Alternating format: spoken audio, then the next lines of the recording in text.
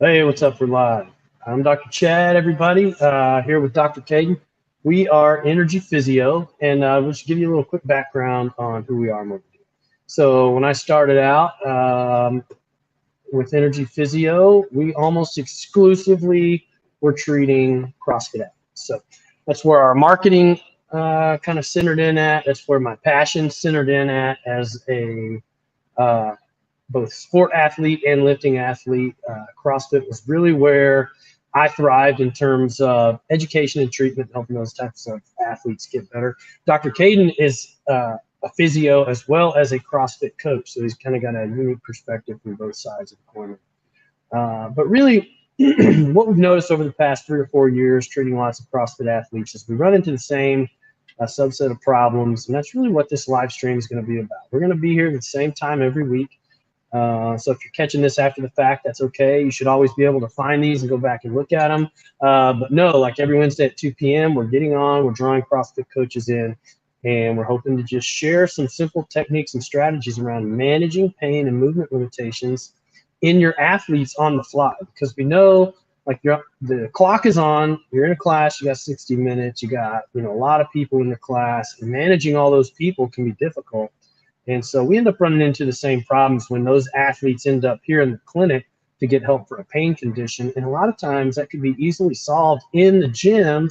And so we hope to better equip coaches with some of this basic information on how to identify what the movement error is, which coaches are already going to know because they've had the training in the background in there. But knowing what the broken link is, creating that movement error, and knowing how to understand what that is quickly so you can shift focus to your athlete managing that on their own while you can help warm up the rest of the class or coaching some other things. Being able to say, hey, it looks like your ankle's a little sticky. Let's hit this mobilization. Let's hit this stretch really quick. Then we'll come back to this. You should be moving a little better. And a lot of times, from our coaches, we'll hear, we're giving them all the right cues, but they don't seem to get it. And sometimes there's just a physical block there, right? So a cue is great, a physical cue, a verbal cue, to try and help somebody move in a different way. But if there's an actual physical limitation there, that cue is not going to be super effective because, they might drive their knees out further in the squat, but then they peel their feet up off the ground because they don't really have great arch stability or ankle mobility to hold their foot in a great position. So our goal here is to simply help coaches better manage pain in their athletes, understand where the pain comes from and how to resolve that, be able to spot movement errors and inefficiencies, and quickly understand, hey, what should I help this athlete do so they can move better and participate in class and have a better experience while they're in the gym.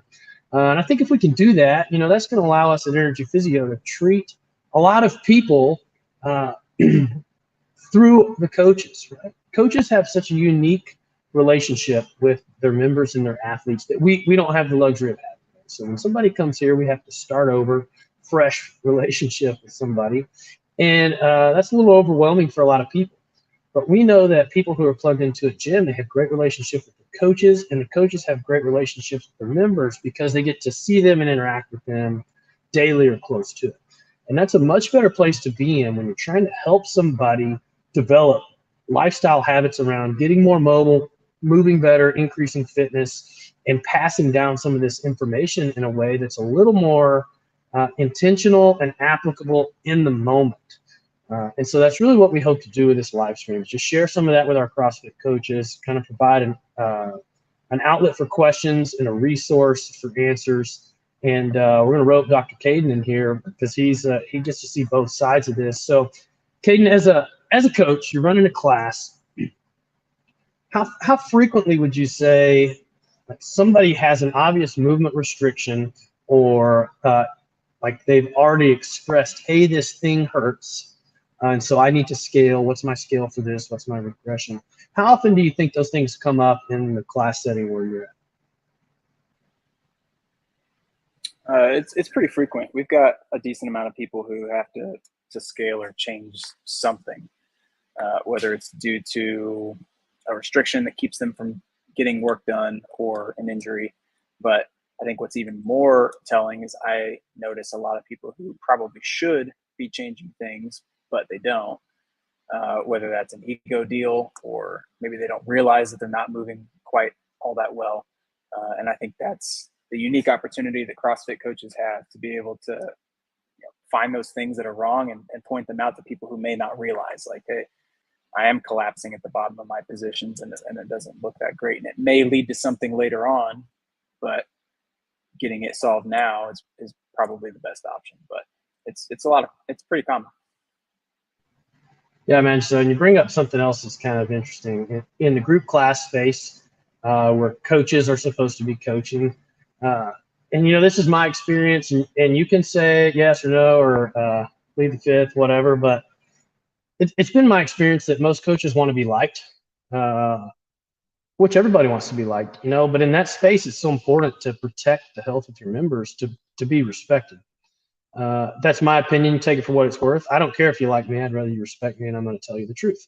So, honestly, though, from my perspective, if a coach is not providing correct scales or taking somebody who is moving very poorly, if they're not saying, hey, look, like, we can't have that here. We got to get you down here to this movement till you can be proficient in one thing. I think not only is bad coaching, but it's very selfish to do that to your member, right? Because that member is ultimately the one who's going to pay the price for bad movement. It may not be today or tomorrow or next year, but eventually bad movement catches up to everybody. And that's why we see people here at Energy Physio. But, it just brings up kind of a side conversation about coaching. Like, hey, if you want to call yourself a coach, you need to coach. Okay. Don't let people do things they're not supposed to do. Like, be a stickler for the small things, because small things make people better at the big things. But, it comes up pretty frequently in class that people need to scale, people need to modify, people need to regress. And a big conversation we have here at Energy is about the CrossFit scales that are learned and taught in the level ones, and they're great scales, but there are some other things that are kind of in betweens and maybe better fits. Just a real easy one off the top of our head is the pull up down to the ring row. It's a different plane of motion. It's not really a great scale. If that's all somebody can do, great. But we'd rather see some type of lat pull down with the bands, or obviously there's the scaled version of the pull up with the assistance bands there. But the conversation always comes back to, scales, regressions, modifications, even progressions of movement that kind of live outside the world of what is learned in CrossFit, that we know based on our background as physios and movement professionals, and just kind of tinkering with people in the clinic. Like, hey, what can we do to help this person get to the next step? Somebody might need a scale to get to the scale. You know what I mean? And that's the benefit of working with people in the way we do, is we get to just kind of tinker in a pretty stress-free environment and make that happen. I think something that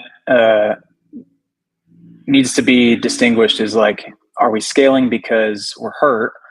Let's say we have a previous skill, now we're injured and we can't complete the skill the way that we used to, so now we need to scale to hold on to as much of that movement pattern as we can. Or are we scaling because we've never acquired a skill and we need to do something that's going to allow us to move up to that at some point? And there's a big difference between what your goals are too.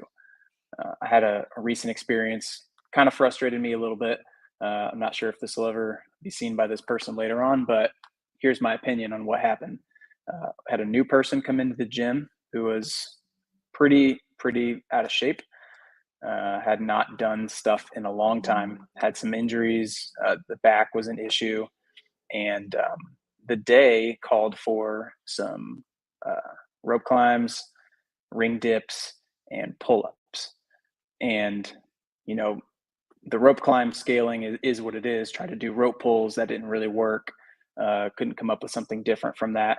For the pull-ups, this person, the coach, understood and had probably heard us talk about lat pull downs as a scaling option for pull-ups in the past, as opposed to ring rows. And that's great, because that's how, like, if we want to get more pull-ups, we need to have the same movement pattern. But for this person, I think what's most important is, can we get them pulling somehow? Upper body pull is like what we need to get out of them. And if a ring row is a more transferable skill for them, like maybe they don't do ring rows at all. And ring rows are totally fine in that instance. But the creativity as a coach is the important part. Like, how creative can you be when it comes to finding a different option for people based on what their skills are and what their goals are, where they've been in the past, and maybe what they actually want for themselves moving forward. But then going back to what you said about the need to either be respected or be liked, I think you can have both.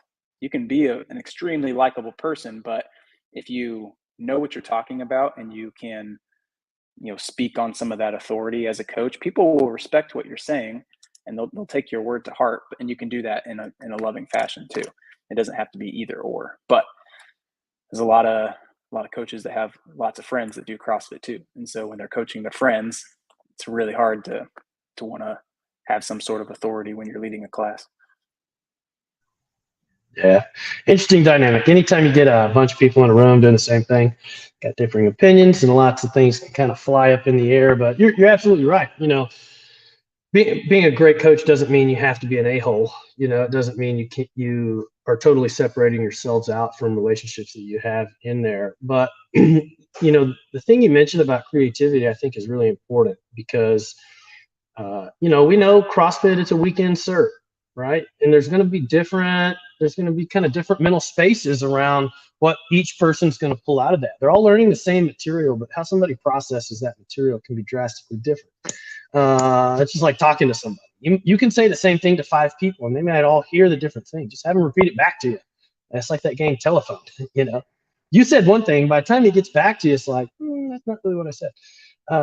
And I think that's like, it's important to understand because movement is a language, right? And when you speak that language, the way people hear it is going to be different. Some people need different cues, they need different scales, they need different modifications, and creativity is really important. But I think you can only be as creative as your deepest understanding of the subject material, right? So knowing what the scales are, like, hey, when somebody can't do this, you could do this or this per your level 1 certification.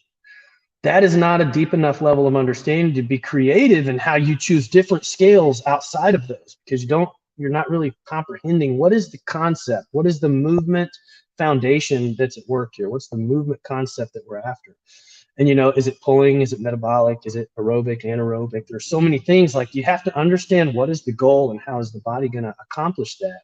If you don't really understand those kind of rudimentary, the foundational components of movement, the concepts of movement, then being creative, especially when you're on the clock and you're on the fly and you're managing 5, 10, 15 different people, it becomes really challenging. And so, we want to really just be like an advocate for coaches. Like, hey, be a student of what you do, right?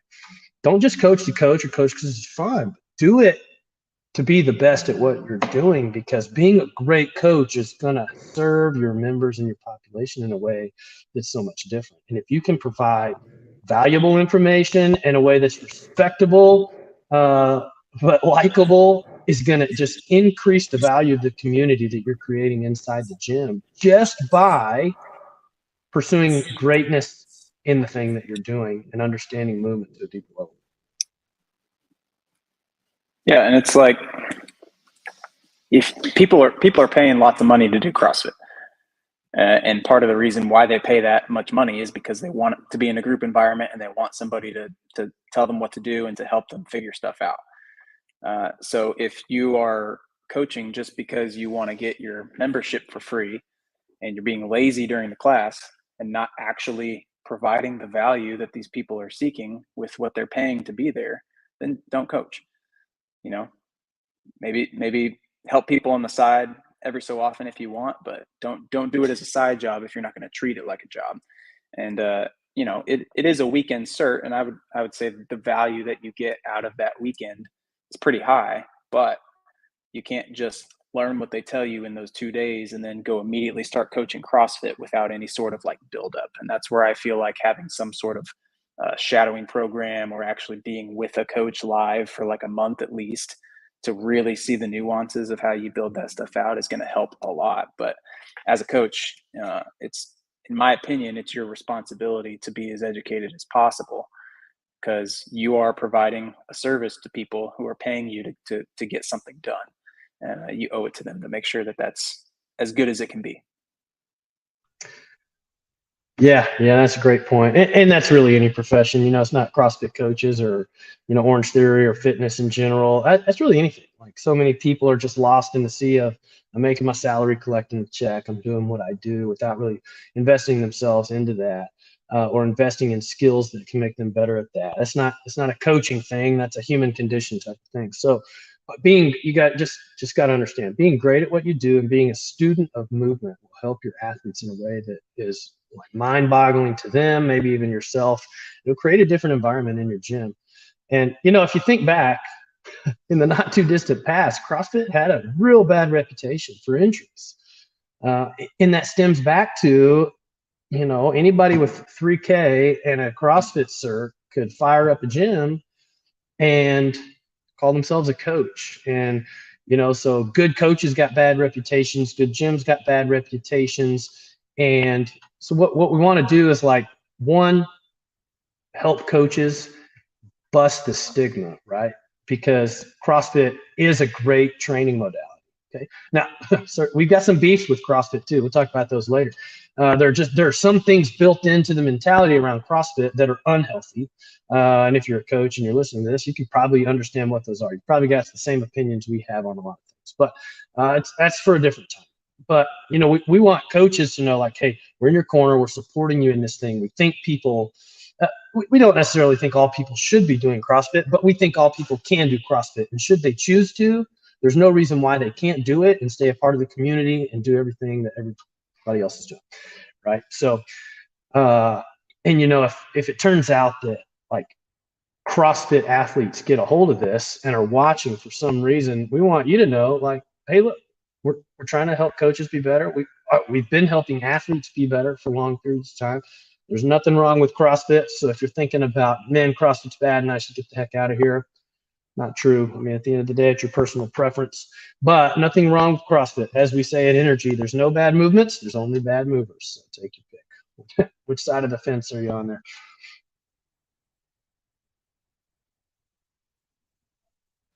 Caden, what do you think about when we're talking about, so we're going to get a little more specific here. This week is a little more of like general overview. We're just trying to get our live streams going, let coaches know, hey, here's who we are, here's what we do, here's what we're about, here's the things we're going to be helping you with. So as a coach, we're coming back next week for live stream number 2, and we're going to start providing some really specific content on, and let's say it's going to be specific to a certain movement or pain that we see in the gym pretty frequently. What do you think that is, and what do you think across the board coaches would like to hear about to help them better manage pain and movement in their athletes? Certain body segments, certain movements, certain pain points. What do you think? I think shoulders are a big one. Just overhead position, whether that's with a barbell or on the rig.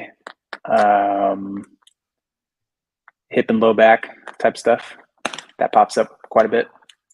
Okay. And then knees tend to be one recently. Yeah. It's a little bit out there. Running. Just a couple of people talking about really needing to make some changes when it comes to their running, so we can get pretty specific around that. That's pretty fun. But those are just some of the things that pop up. Yeah, running's a really fun topic because runners are a different breed. Really are. And runners, they run just to run, and to run more, they run more, and to run faster, they just try to run faster. It's such an odd mentality. And so, yeah, introducing that conversation into like the training space when running is paired with other movements becomes a lot of fun to talk about because it's quite a bit different.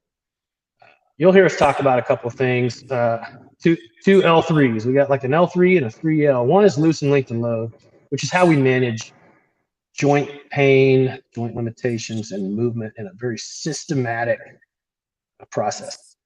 The 3L is this idea of like when you're working with athletes, following a progression of increasing load first, so true load as in building absolute strength first, adding a metabolic load second, So now can we maintain good technique and repetitions with a higher metabolic load? So cardiorespiratory rate is cranked through the roof, but you can still move well in spite of that.